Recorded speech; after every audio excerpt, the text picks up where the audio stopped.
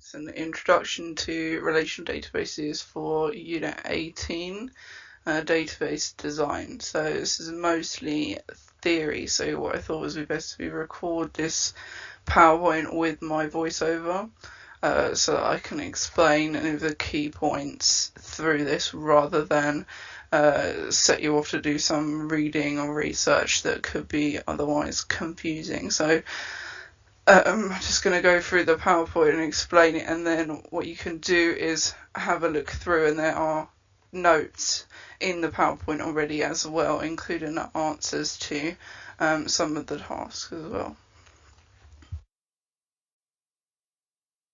So objectives for this lesson is to be able to explain the difference between a flat file database and a relational database, and to explain the importance of referential integrity, which is a new term for this unit, and also to justify the uses of databases, relational data.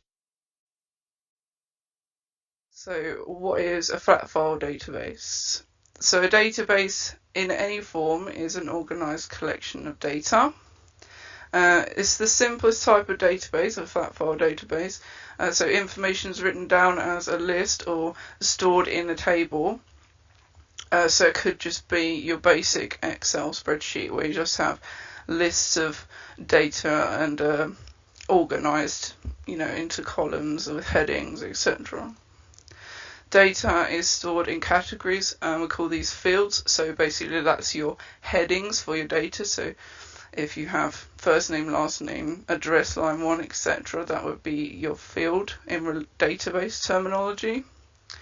Entries on a database are known as records. So if we go back to having first name, last name, address, then your name, your address, all the information about you or that specific person would be the record. So record 1 would be John Smith, he lives at 3 Church Lane, etc., etc. That's the record there about John Smith.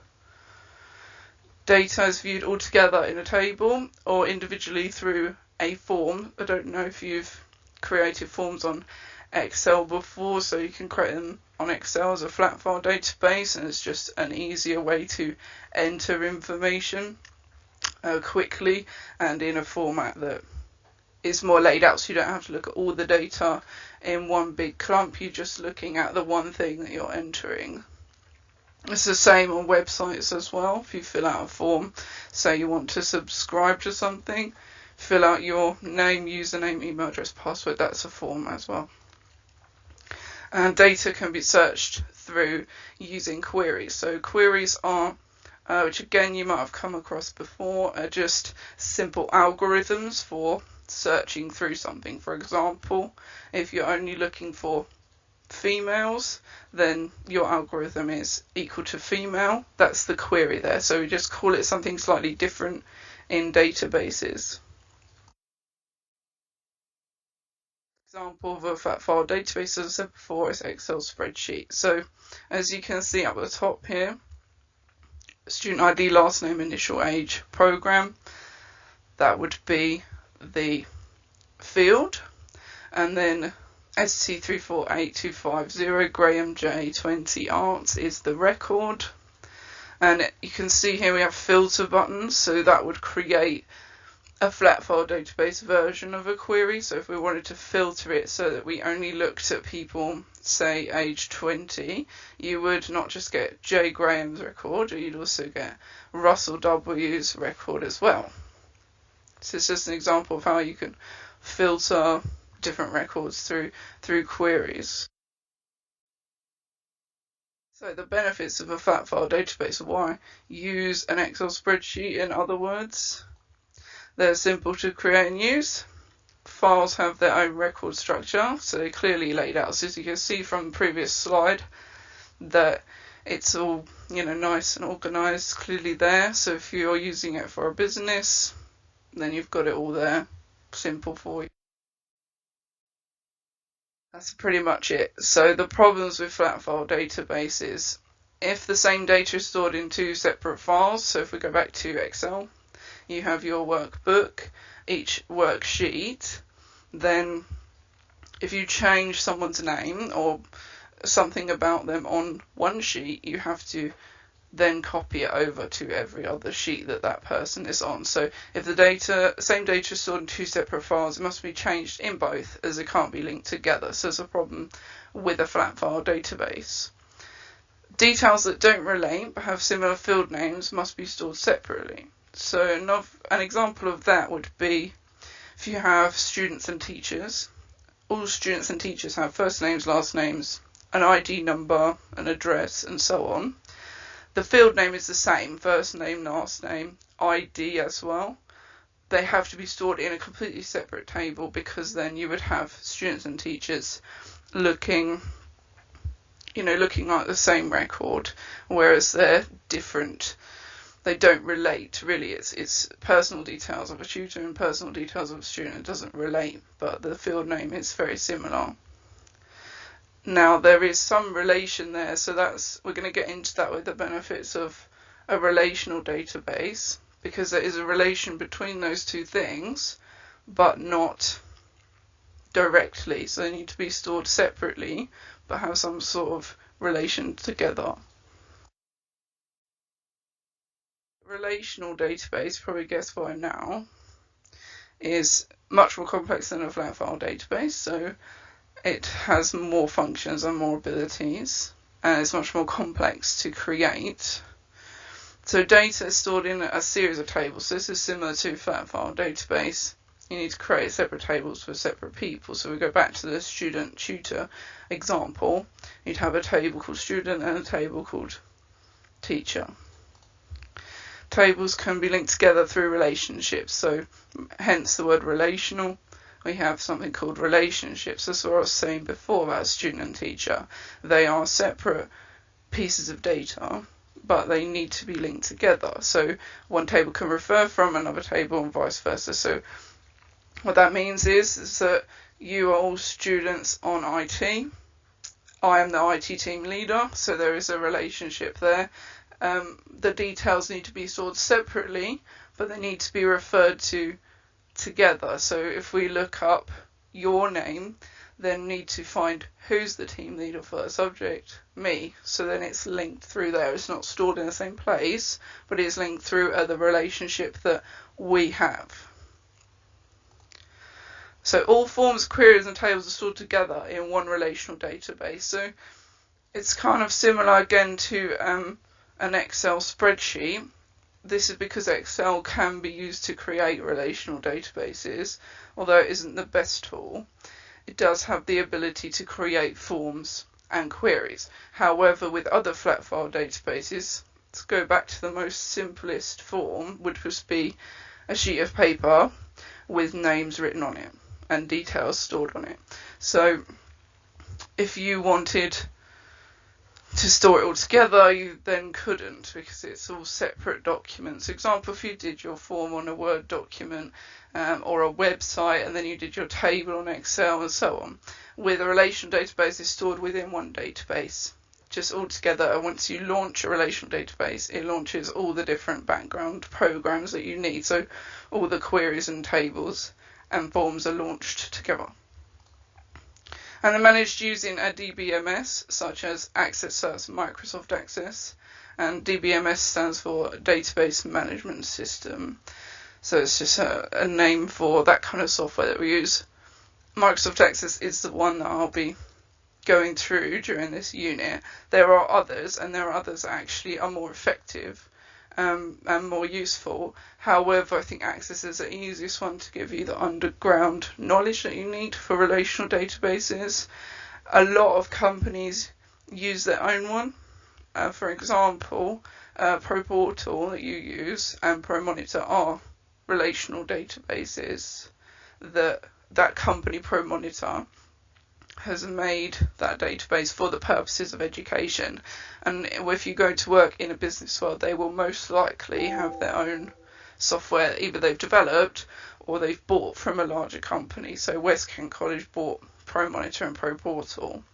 This is an example of what business is. It depends, because they're often custom made for that purpose. So ProMonitor and ProPortal are made for educational purposes. So it really depends what industry you're in. depending on what software they would use, what database management system they use. So relationships. In a relational database, there are different types of relationships, and tables are created separately and then linked together using what we call primary and a foreign key. So if we have this table here called stock reference, you can see underneath we have stock name, stock level, minimum stock level, supplier reference and price. And we have this separate table here called order reference, stock reference, customer reference and order date also in this table. So we want stock reference and order reference to be able to communicate, so feed data through each other. So stock reference needs to know how many people have ordered that stock, and also the order reference needs to know how much stock is there. So because if you order something as out of stock, the order reference needs to know that in order to tell the user that you can't have it out of stock. So in order to do that, we create a primary key and foreign key so that they can communicate. So for this purpose, the example here is stock reference is the primary key. The primary key, I'll go into a little bit more, is always a reference number, so it has to be unique. So say stock reference, ID, whatever. That's the primary key for this table.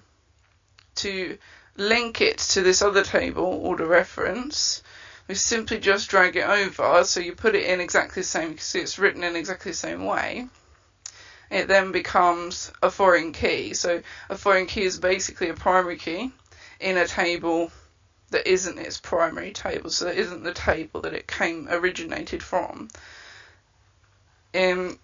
Something to think about also is what would be the primary key for table 2.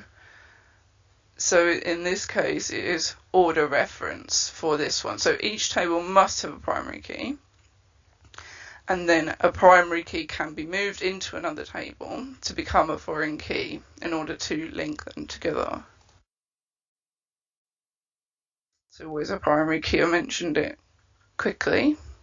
So it's a unique identifier for every single record. What it means is it has to be a unique ID number, usually, or just a unique word or something like that. But unique means it's on its own, one of a kind. There's nothing similar to it. For example, you can't have a last name as a primary key because other people share that last name, especially when we have last names, like Smith, that are very common. You could be called that, and then someone else who's not related to you at all also has that last name. So you just need to be careful with that, and that can be the case for any sort of names because they're repeated over time. So it has to be something unique. So the easiest thing to do is to put it as an ID number. So for example, mine's stock reference. So you use one field to do it. You need to have the field that is the primary key. My example in the previous slide, stock reference, and it's just something, like I say, to uniquely identify that table but also the record. So I'll show you an example in a second. Each table has to have a primary key field, so if you don't have a primary key field, you cannot create relationships between the tables because they cannot reference from each other if there's no reference number. So foreign key is an attribute in another table or a field in another table that links to the primary key of another. So going back to the example, we had stock reference as a primary key for one, order reference is the primary key for table 2. If stock reference is put into table 2, it then becomes the foreign key. So it's the field or attribute in another table that links to the primary key of another, so it's directly the same. So it's unique in there as well. What I mean by that is you cannot have a primary key, say, called student ID and the foreign key called student number, because it's not the same, it's not uniquely named, and it's not the same unique number, so there's no recognition that they're the same thing. So why is it called a relational database? Obviously because we have these relationships created in order to infer data from another table. There are different types of relationships I mentioned quickly before. There's three. So one of them is one-to-many. And then we have here what I call an entity relational diagram, or ERD for short. And you can see here, it's my example from before. One piece of stock can be ordered many times, so it's one stock to many orders. And entity relational diagrams look like this, where we have the sort of pitchfork look. It can also be a diagonal line on the top and bottom here. You can also have a 1 and then the infinity sign. It means the same thing. So just one to many, that one. So one stock can be ordered many times, one to many.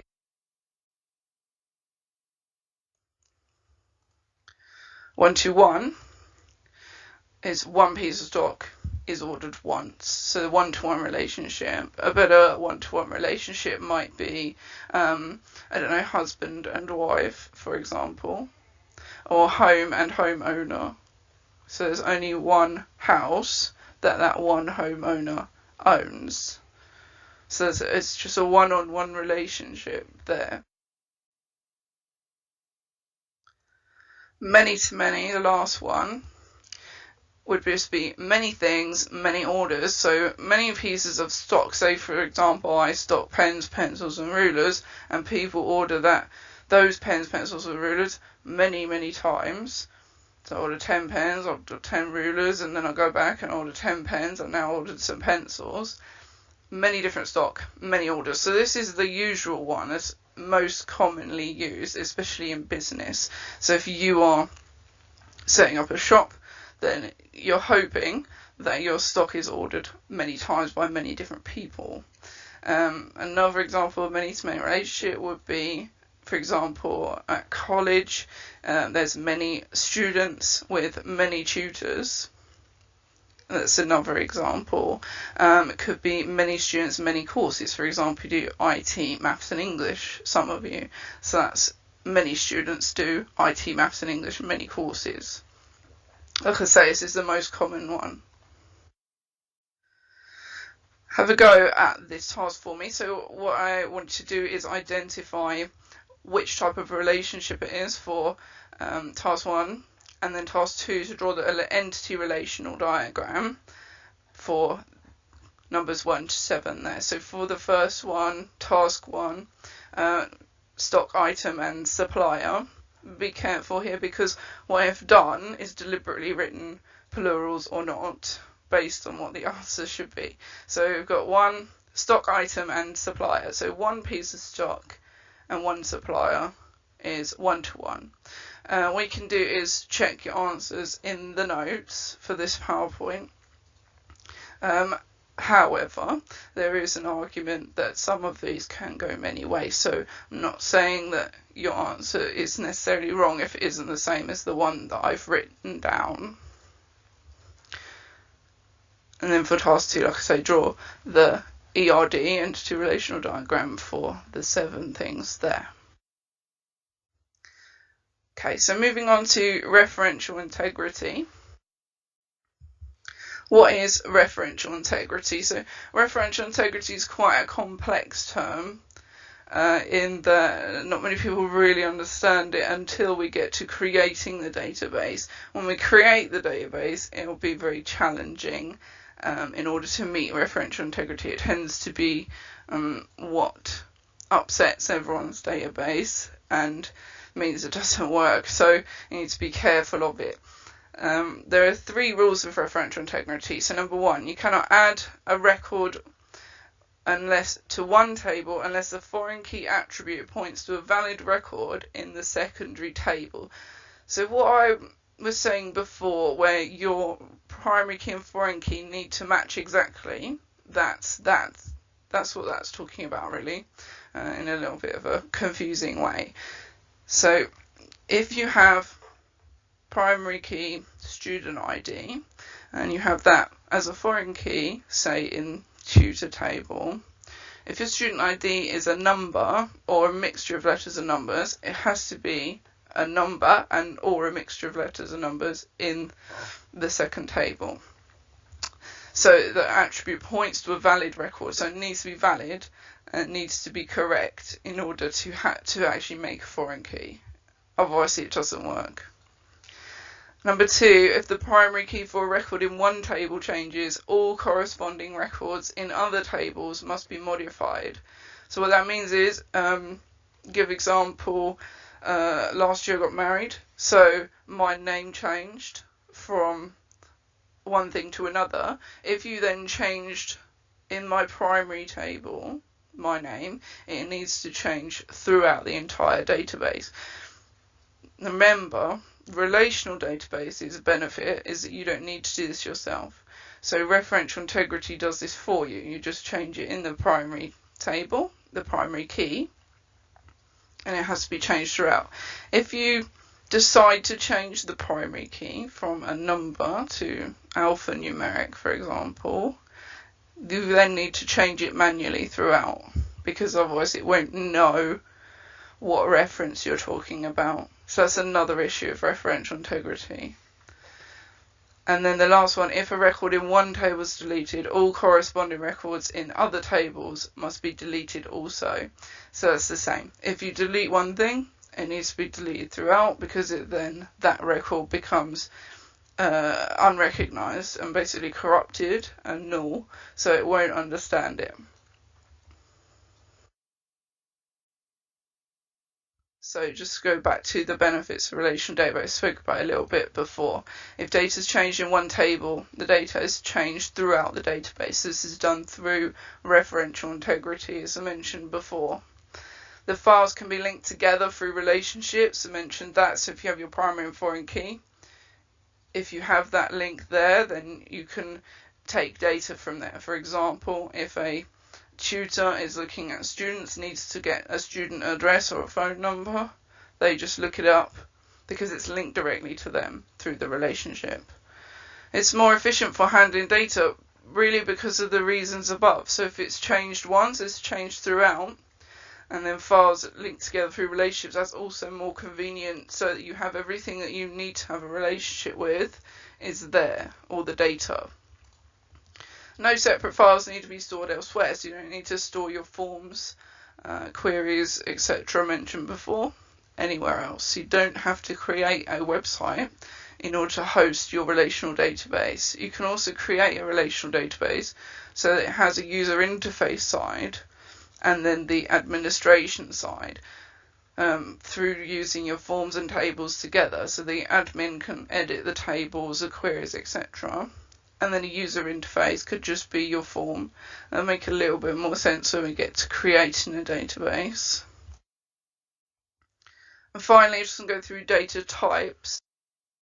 So for those who are not familiar, a data type of the field determines two things. So firstly, how many bytes of storage is allocated to each item of data. So basically how big that piece of data is in terms of storage size, and then what functions can be carried out with the data. So it depends. If you're used to programming, you're looking at things like integer versus string. So integer is numbers, string is letters.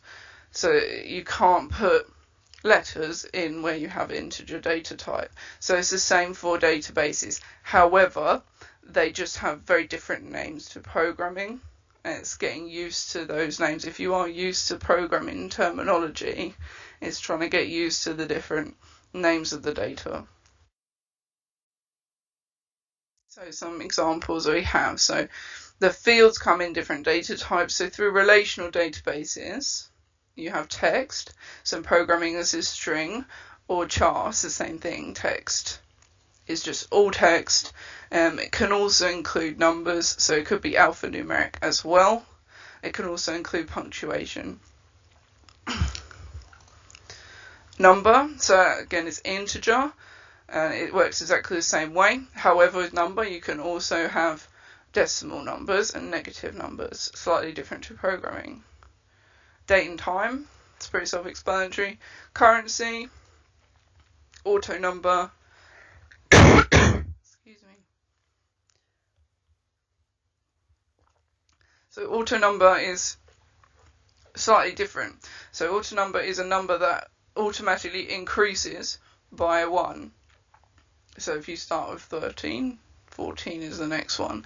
This one works well for your primary key because it will auto increase. You don't need to do it for you, meaning that you won't have the two people with the ID of 2, for example. Yes and no. So this is, in programming terms, Boolean. So one answer or the other.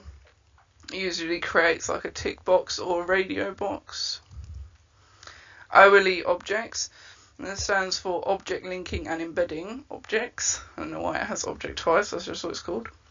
And that could be a picture or a file. So, for example, with your database, what we have for you includes a picture of you. So that might be something that you want to put a picture of, your client or your student, or maybe they need to sign a form in order to purchase the thing you're doing.